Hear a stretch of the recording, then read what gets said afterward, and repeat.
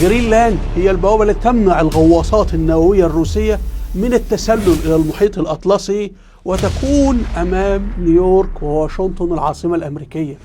فجرينلاند في غاية الأهمية العسكرية لأمريكا في الحرب العالمية الثالثة، وعندها دارت معارك كثيرة في الحرب العالمية الثانية، فمن يسيطر عليها ينتصر في الحرب العالمية الثالثة.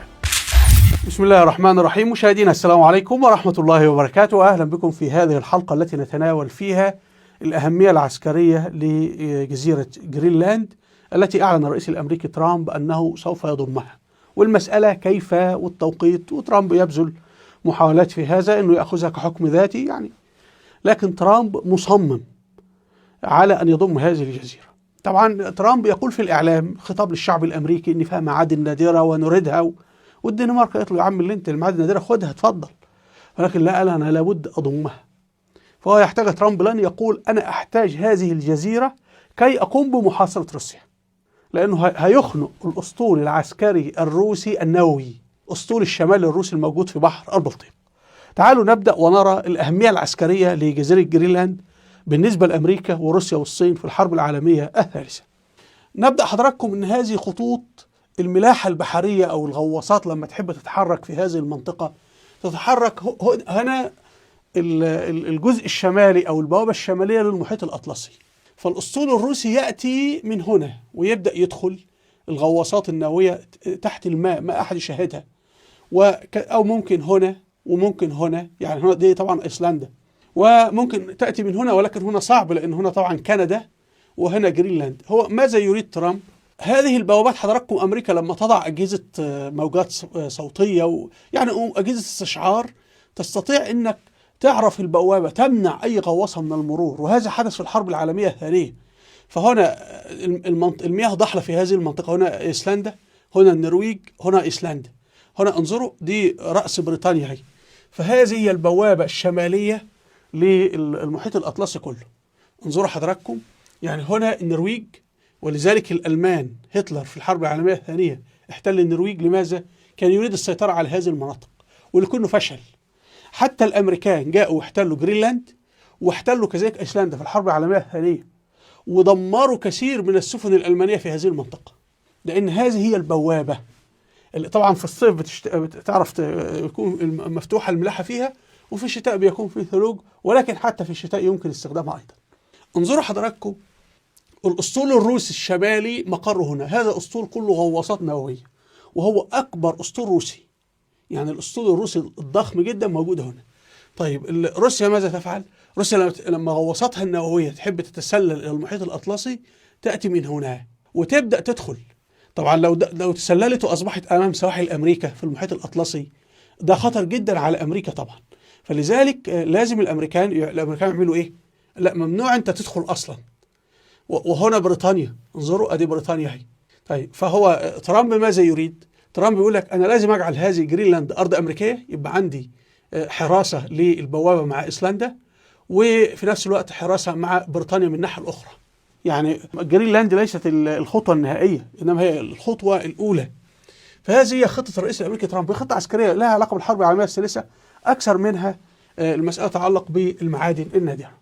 طيب هنا خريطة المحيط القطبي المتجمد الشمالي، وطبعا أمريكا هنا جرينلاند لو لاحظتم أنه له بوابتين، أمريكا بتحكم إحدى البوابتين، له بوابة بين روسيا وبين أمريكا اللي هي ألاسكا لهذه المنطقة، وأمريكا باعتبار أن عندها ولاية ألاسكا فتستطيع إغلاقه من هذا الجانب، لكن من هذا الجانب مفتوح.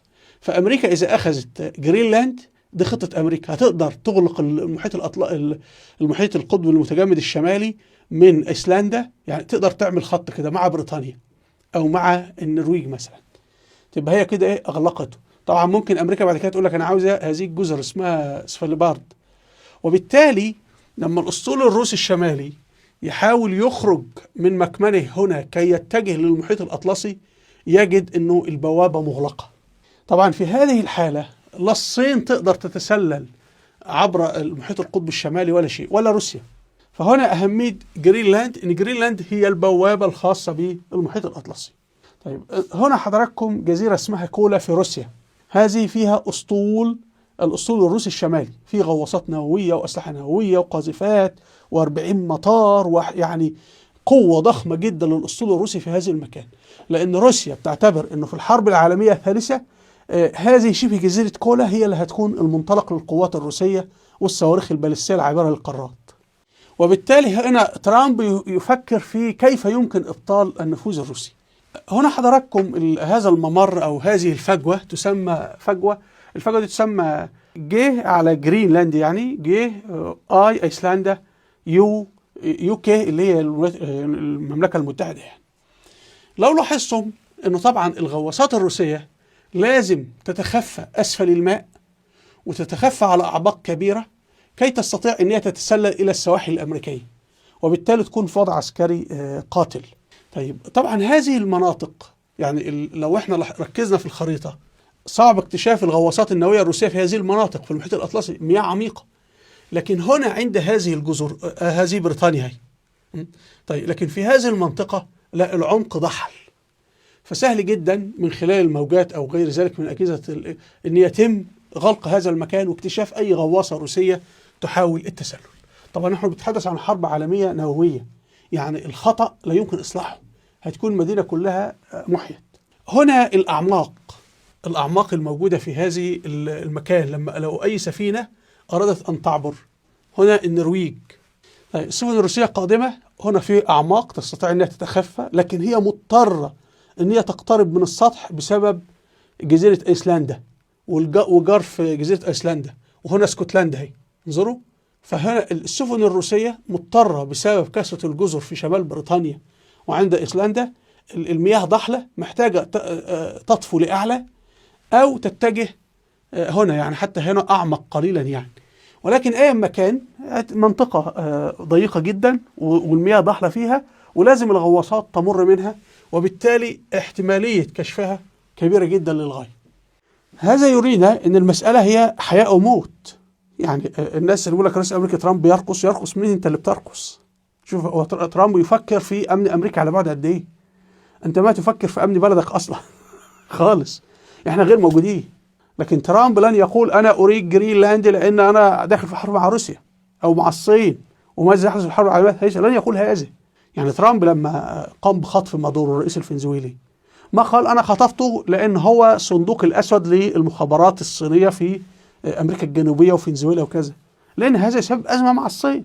إنما قال والله أخذته بسبب البترول والنفط وأنه ديكتاتور، والكلام اللي يعني هو كلام يزيد من شعبية ترامب في الداخل الأمريكي عند الناخب الأمريكي، لكن ليس هو المحرك الأساسي لأمريكا لترامب.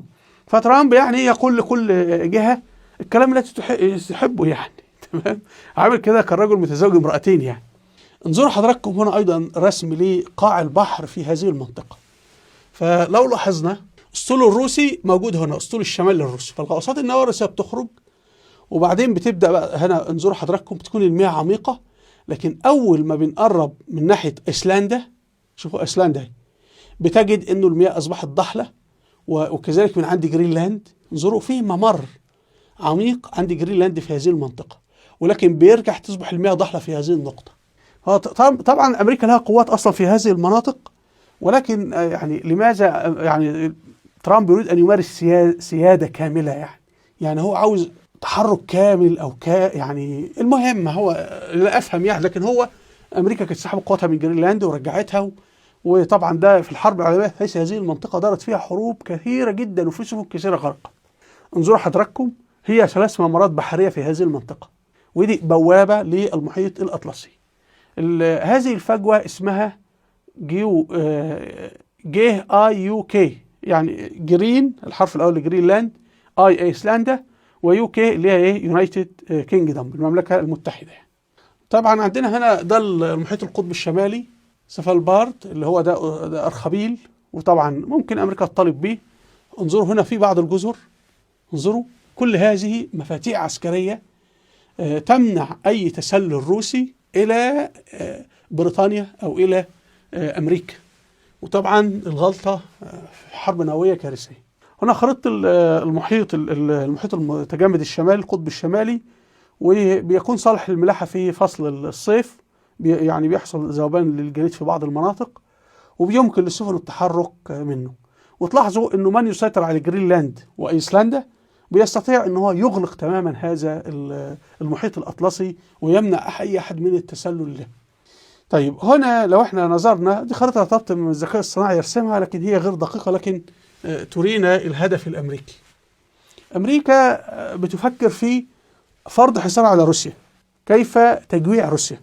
فأمريكا بتقول لك روسيا بتطل على البحر الأسود، ولكن هنا تركيا العضوة الحليفة في الناتو، وبالتالي تركيا لما تغلق اسطنبول أو مضيق البوسفور، في هذه الحالة روسيا اتخنقت. وهذا حدث في الحرب العالمية الأولى، يعني حصل ان روسيا جاعت وحصل فيها مجاعه وسقط القيصر، ولانه الدوله العثمانيه اللي هي تركيا في ذلك الوقت اغلقت المضيق وحصلت روسيا من الجنوب. وحتى لو نفترض ان تركيا مثلا سمحت لها او كذا، فهذه الحاله في هنا الاسطول الامريكي مسيطر على جزر اليونان. طب حتى لو الغواصات النوويه الروسيه طلعت من كل هذا، هتضطر تتجه الى مضيق جبل طارق، وهنا مضيق جبل طارق تحت سيطره بريطانيا. فإذا روسيا من ناحية يسهل عمليا حصارها من ناحية البحر الأسود. المنفذ البحري الثاني لروسيا عن طريق بحر البلطيق، ولكن تلاحظون طبعا أن هو شاطئ معادي بولندا وكل هذا، ولكن بيجي هنا يتخنق، بقى فيه مياه ضحلة عند الدنمارك، وبالتالي أيضا يسهل خنق روسيا. وهذا حدث في الحرب العالمية الأولى، أن الألمان فرضوا حصار على روسيا، والحرب العالمية الثانية طبعا الروس كان بيجري توريد لهم الأسلحة والمعدات والدبابات في الحرب العالمية الثانية عن طريق الشمال. لكن في هذه الحالة إذا أمريكا ضد روسيا وأوروبا ضد روسيا، في هذه الحالة لن يكون لروسيا أي خط إمداد إلا عن طريق الصين. ولكن هذا خط بالقطارات، والقطارات طبعا مهما كانت حركة النقل يعني سريعة لن تكون بالسفن أقوى وأفضل بكثير. يعني هنا نجد أن الرئيس الأمريكي ترامب يتحرك مع روسيا في طريقين. الطريق الأول، تعالي يا روسيا في جانبي، يعني بحيث تصبح الصين وحيدة، وترامب بيعرض على روسيا تقول لهم اتفضلوا خدوا جزء من أوكرانيا كذا وخلاص نحل المسألة.